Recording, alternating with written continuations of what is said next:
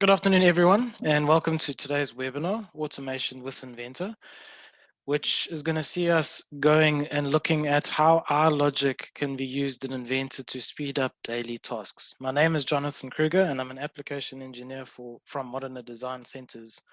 And my primary focus is on the manufacturing sector. I specialize primarily on Fusion, Inventor, Vault, and Plant 3D. With that out of the way, I'd like to go straight into the software and start the demonstration. We will have a Q&A at the end if there are any questions that might come up. And any questions that you do raise, Yashin and Helen from OneSolve will also be able to just have a look at. All right, so let me switch to Inventor.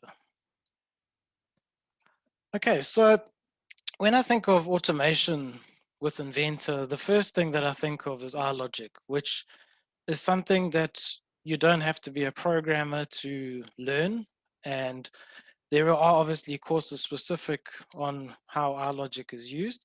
But for anyone who hasn't seen what our logic looks like, it's basically, I would say, like a dumbed down version of programming within the program, which can be used to automate tasks. So for this model that I have here, I've got a blind, and it was something that took about 2 hours to put together. It was a quick presentation we did for a customer. I do have more advanced models, but these were ones I created specifically for customers, and with that being their IP, I'm not allowed to basically show any of those off. But if we look at this simple example, if I just change the height to 3 meters and press enter, you'll see the model will obviously update. If I change the width to 2 meters, it updates. I connected parameters to this, so as you can see, I can just demonstrate the blinds opening and closing. If I say, for example, change the window frame thickness, I can set it to 100, and you'll see that as these changes are happening, all the little parts are updating, and it's updating intelligently based on this R logic.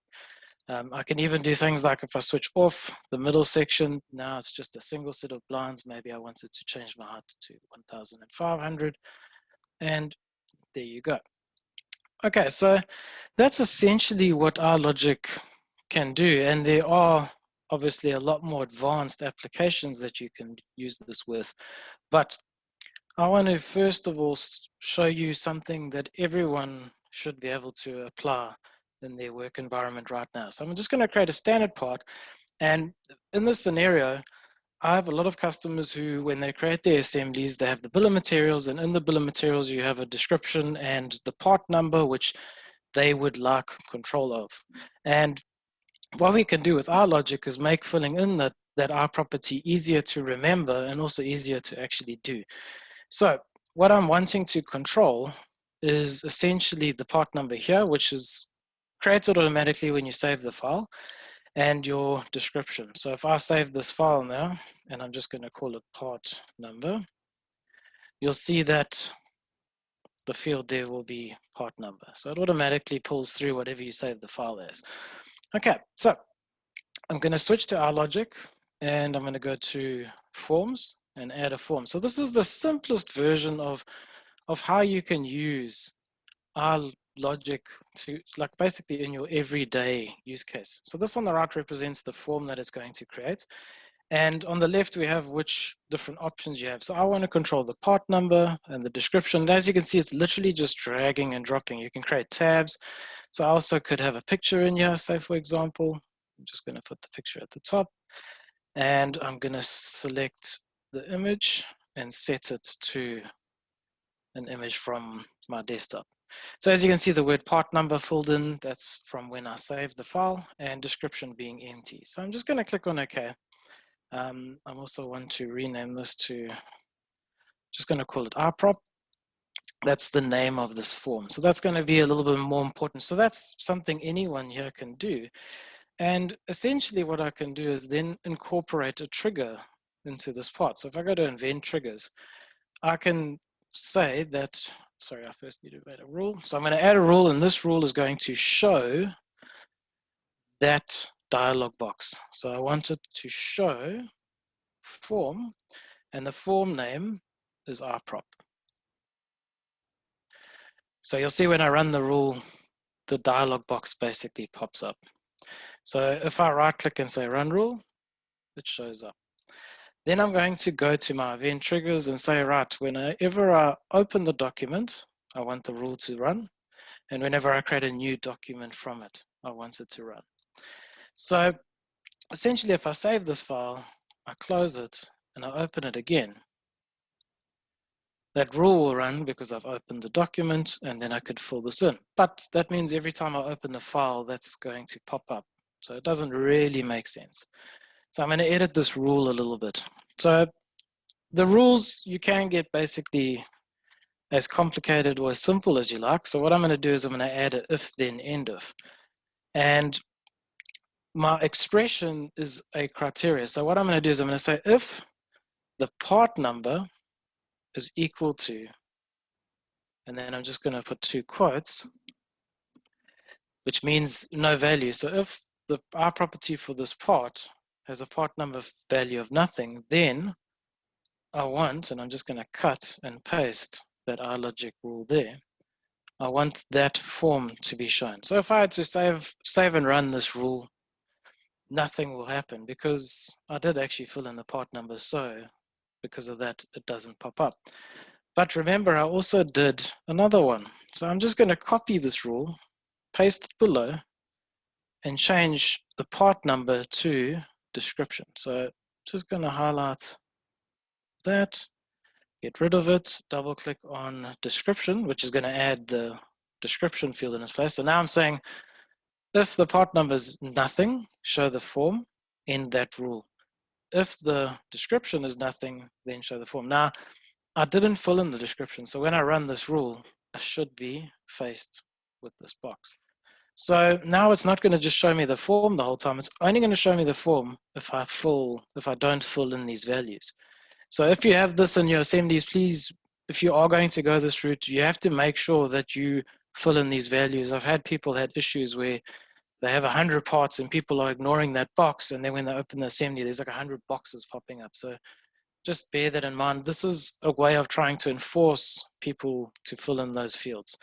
Okay, so once I've done that, all I need to do is save this as a template. So I'm going to say save copy as, and I'm going to just call it R logic part. And if I had to close this file, I'm going to save the changes and create a new file using that template file. Because I said any new document, this field pops up. And if I fill in a description, let's say done, you'll see if I go to the R properties here, which is what I'm avoiding. I'm avoiding having to go all the way here to fill that in. Okay, so that's just a quick little thing that anyone who's watching this can go back and basically implement if you do fill in the description. And this can be applied to anything here, even custom. You can create custom fields using that. All right.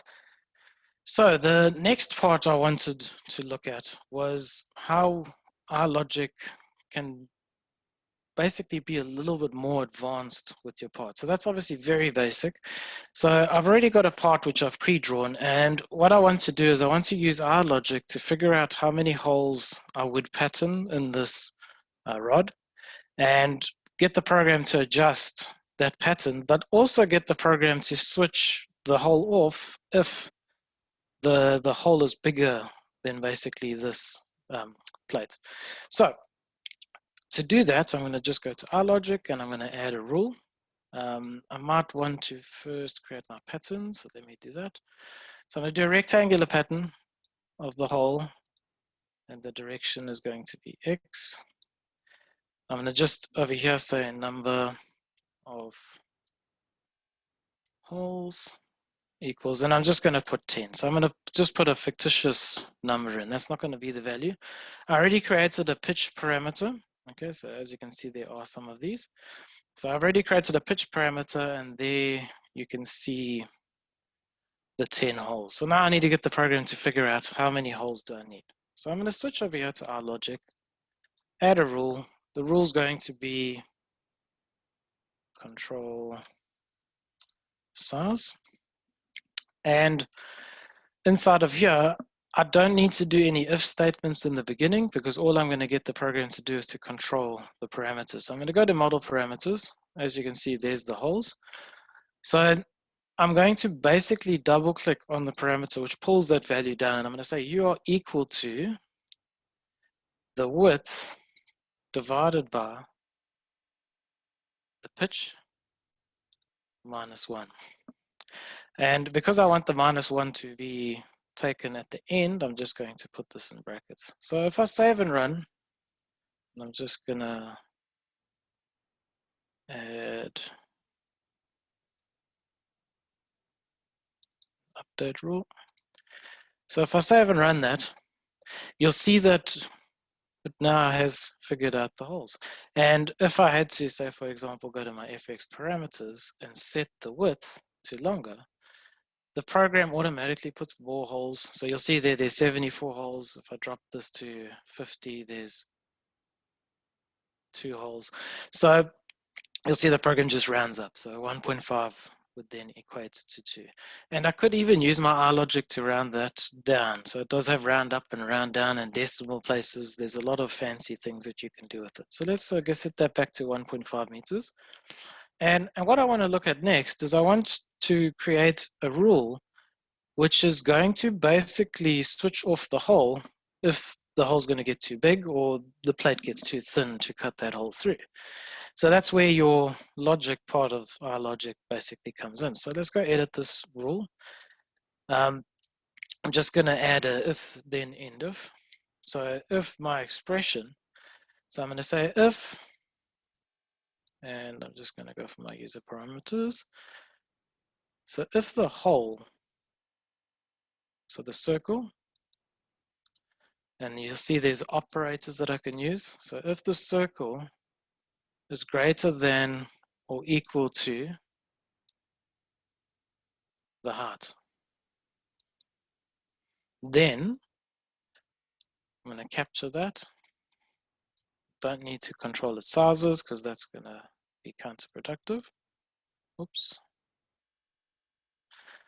Extrusion true is false.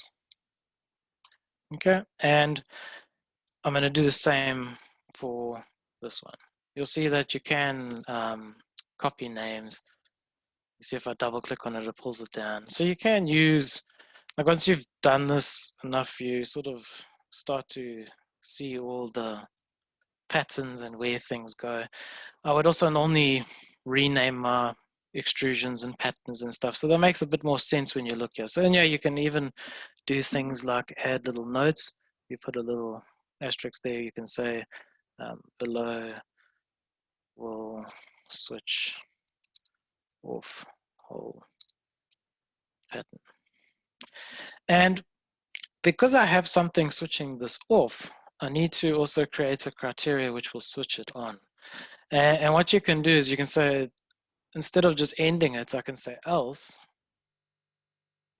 and then add the trues. So in other words, if the top criteria is met, switch it off, otherwise it's on.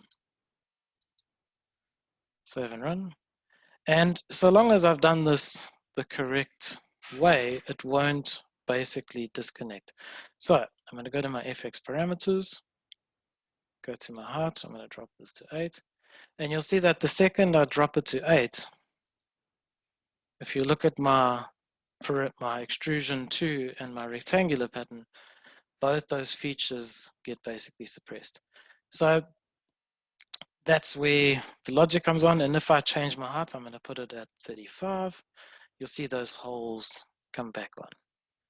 So you might have basically the need to do something like that. And if I just look at that form creation, which like I said, that's the simplest form of using our logic, I could easily build a nice user interface for controlling these. So I'm just going to drag my pitch across my circle. You can have little prompts. So you see if I click on width, I'm just going to go here to tooltip. I'm going to say, please input the width of the part. And you'll see what happens is you can actually preview these basically live. As you're creating these things, you can go on and select different things. So with that done, if I click done, okay, click on my form, and as you can see, it's easy as just going here and saying 800. I could set my height to 20, set my pitch. So if you do something, I've got a customer who builds DV boxes, and in those DV boxes, we basically built a DV box creator, and on those things, they make them out of an angle channel with holes in it, and he wanted to automate that so that you just start with that straight shell and you just set the height, width, length, how many internal sections, and basically it's done. So the last part I wanted to show you with this part is how this part can then get used in your assembly. So I'm going to save this part. I might also want to control the part number of this part, so I'm actually going to just edit this rule. And I'm going to add an extra little bit of code here. So I'm just going to go part number is equal to, and here you can basically just write. So here I'm just going to say plate with holes, and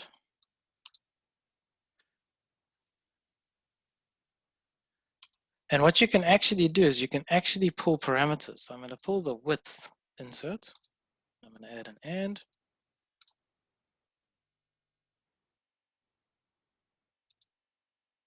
Just give me a second. And I'm going to add the height.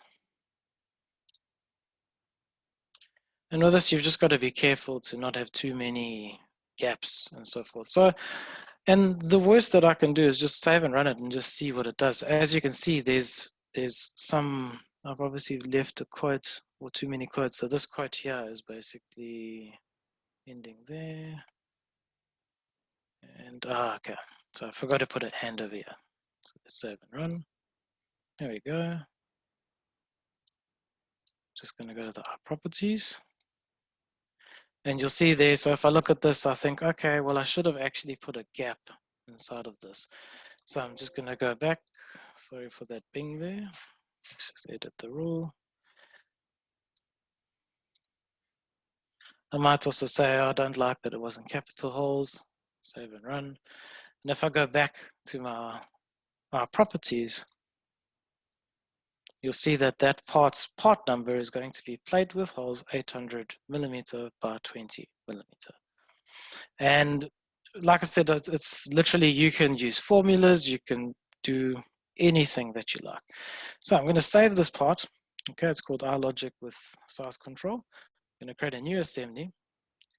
So some people, what they would do is they would literally just place, like open up that part, save it as a new one and place it in. But you can also use, so that part is a generic part. If I just say place and I choose that part, I can put it in.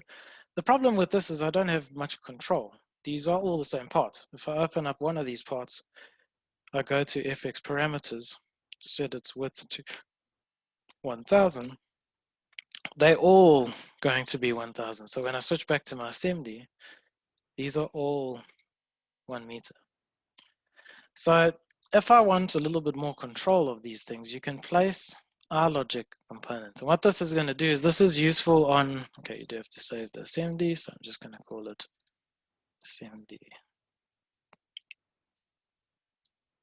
assembly test. I'm going to place our logic component. I'm going to select that part, and it does mess your screen up. This seems to have gotten better over the years. It used to turn the box into a very small window, but essentially you can then customize this. I can say, right, I want it to be 800. I want this to be 30. Pitch, let's put the pitch at 50. Circle at 5. And as you can see, as I'm typing this, it's changing. So I'm just going to press OK. Put a couple of these down, and you could put a couple of them down, press escape, do the same place our logic component again, choose your, wrong one, sorry, that would be placing itself in itself. That might get the program slightly confused. place our logic component. So you always want to make sure you choose the original, and you'll see what it does is it's going to call it the part name O1, and the next one's going to be O2, and the next one's going to be O3. But it gives you unlimited variations of this part. You can place those two in. So I always like to think our parts when it's static size and our logic when it's everything else. So it's very powerful, and you'll see if I save this assembly and go to the bill of materials, because of the code, the program is basically formatting the part number of these automatically. So the only thing you guys didn't see me build was the square extrusion, but everything else, the how it's filling in, all of that is created automatically. So you can basically place these parts over and over and just keep customizing. The only time there can be some issues, so let's give it a scenario where this is higher than the height. So the height is 20, so I'm going to make the diameter of the circle 25. So as you can see, the hole's off. And I might want to control my R logic a little bit different. Like I'd created it here. I'll just go back into my code.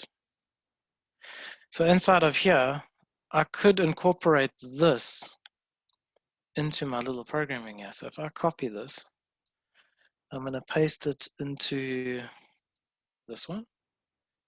I'm going to copy this, paste it here.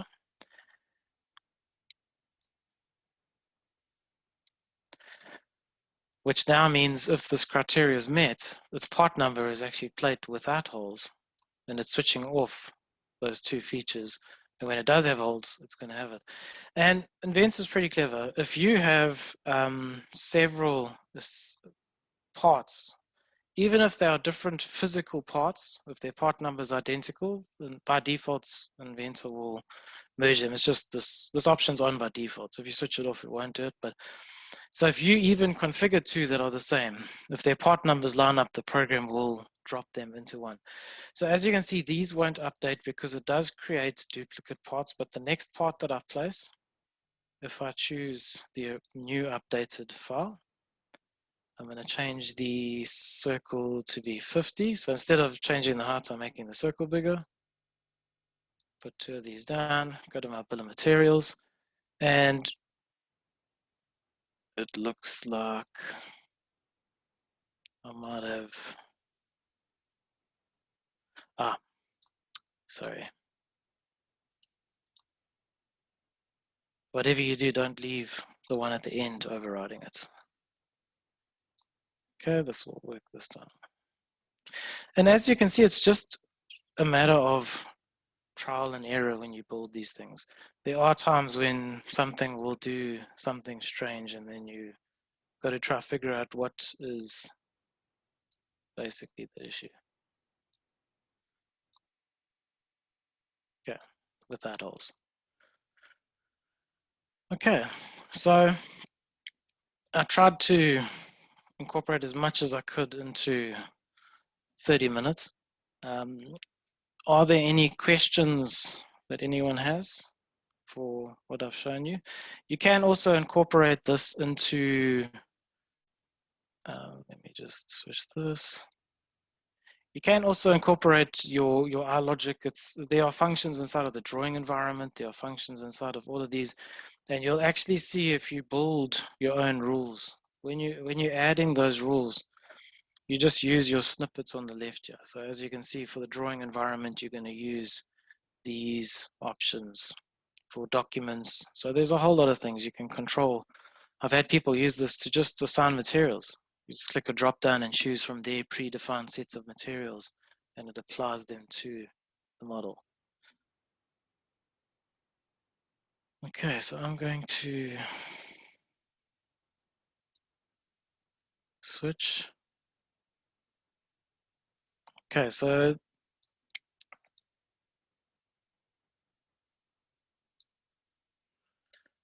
any questions from anyone?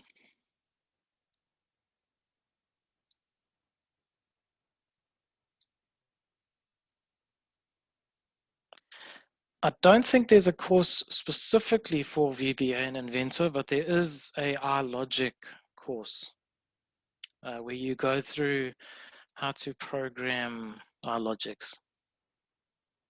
Yes, there definitely is. There is a R logic. It's just called Autodesk Inventor R logic.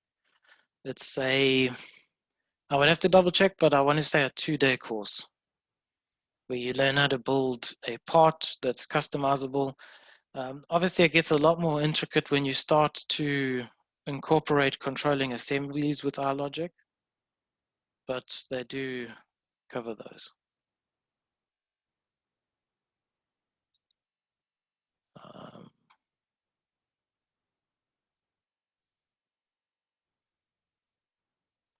you can, so someone is asking, Emilda is asking, you're curious about automating notes on RDW drawing environment. Any comments or ideas on how to do this?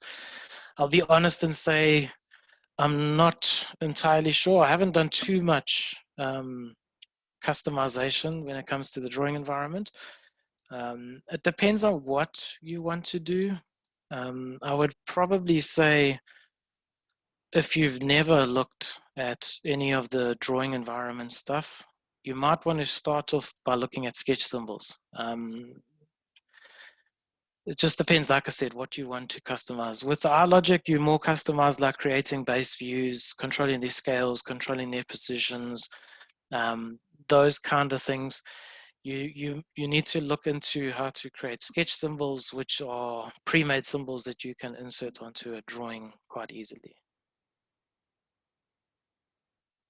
So Google or speak to Yashin about sketch symbols in Inventor.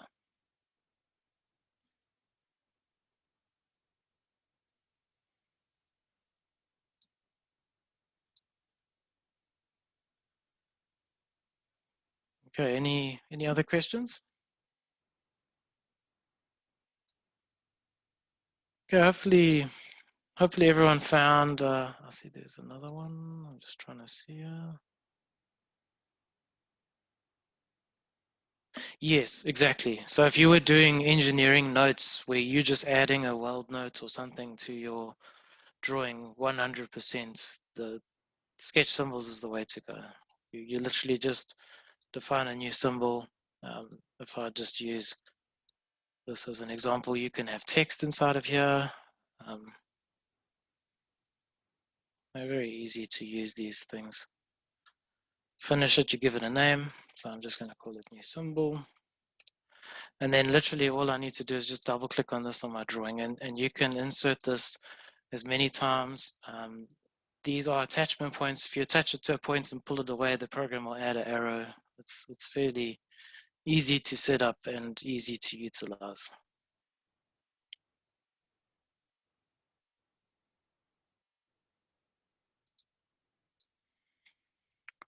All right, so if that's it from my side, hopefully everyone learned something from this. And like I said, it's something that is not difficult for you to implement those little pieces like assigning material and description to a part or those kind of things. It's those tasks where you every single day you're doing something which takes you 5 minutes, which is very repetitive. You try to think, how can I solve this with high logic?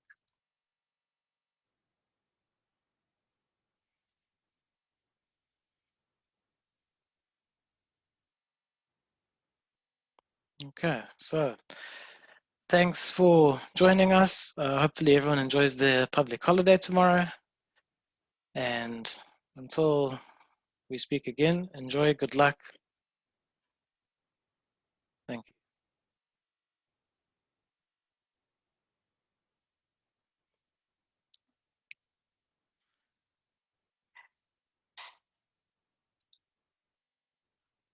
Yes, they're definitely, yes, please, everyone, please make sure you fill in the survey at the end of the webinar.